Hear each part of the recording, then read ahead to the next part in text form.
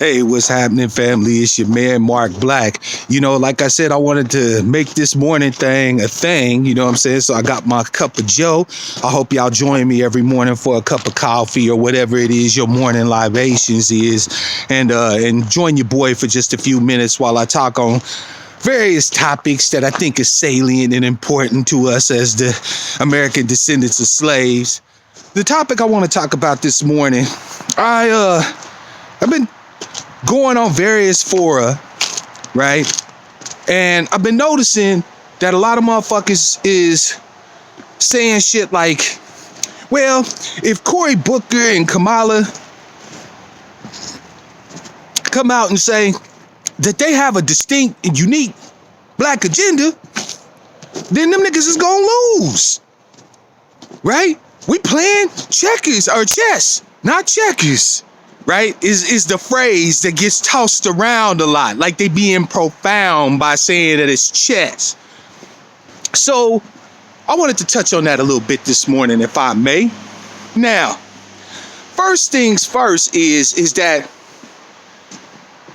we as black folk, right, the descendants of slaves, niggas, have a tendency to overcomplicate shit, right? Politics is complicated to a certain extent, right? There's a lot of things that you have to consider, a lot of factors, a lot of variables that go into different things. But in point of fact, it's really just about understanding what your needs are and putting up platforms, agendas, and people that advocate for what it is that you need, right?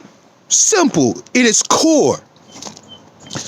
So let's really analyze, let's unpack what people are saying when they say that we can't hold people like Cory Booker, Kamala Harris, or anybody else, because that's another thing that I'm going to address later, to the idea that they have to have some sort of agenda, some sort of advocacy for us right out the gate, because otherwise they lose. Family, if the motherfuckers can't even say your name right out of the gate, they can't advocate for you, then why are they demanding your vote in the first place? I'm gonna repeat that. If they can't speak to you about you and your needs and what it is that you have to have for your daily living, right? For justice, for righteousness, for whatever goals and hopes and dreams and aspirations that you hold dear, then why are they asking for our vote in the first place? You see, family, the problem with this so-called argument that you making that they have to be like these sleeper agents, that they have to be like, the political equivalent of the spook that sat beside the door, is the problem is that if they never come out and say directly that they have advocacy for you, if they never come out publicly and say that they have an agenda,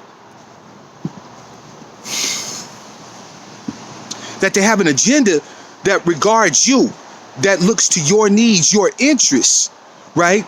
If they never come out and say that, then you really have no way to hold them accountable for not doing it. Right? You can't get mad at a motherfucker for not doing what you ain't asked them to do.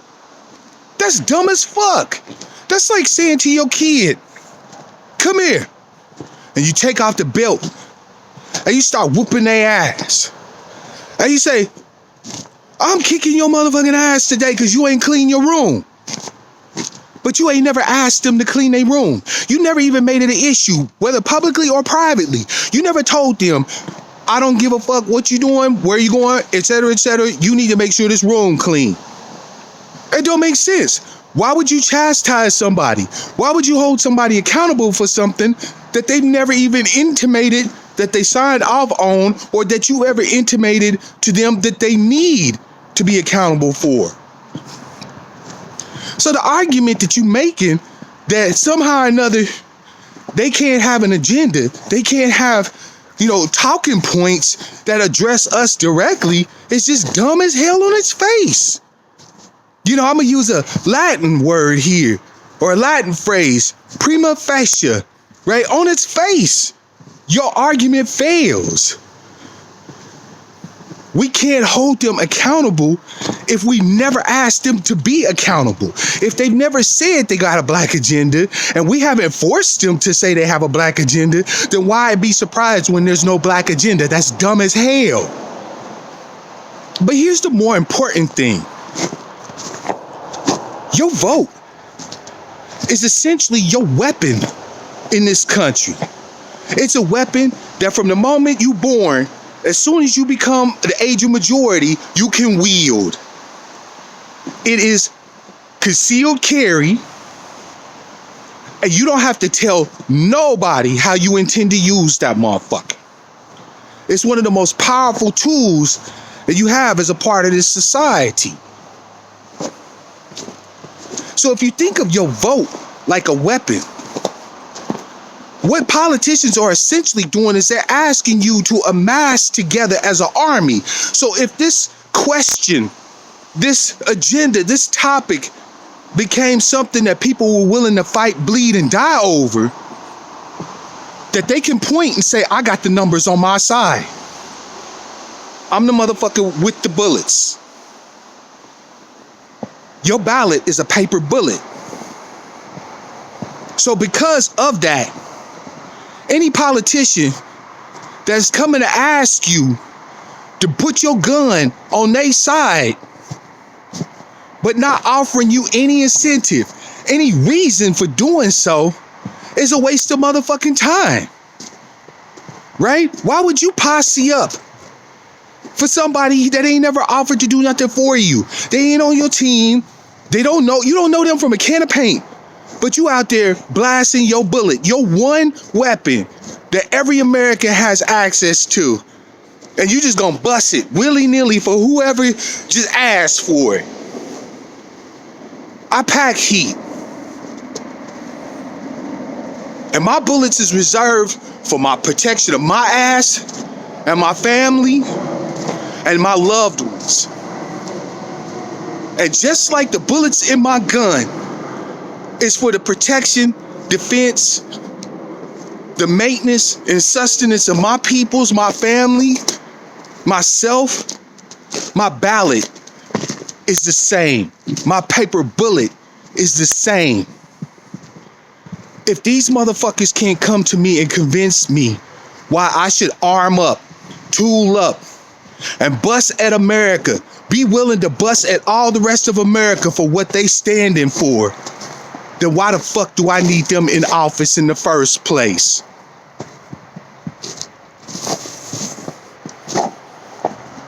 Family, understand me when I tell you this.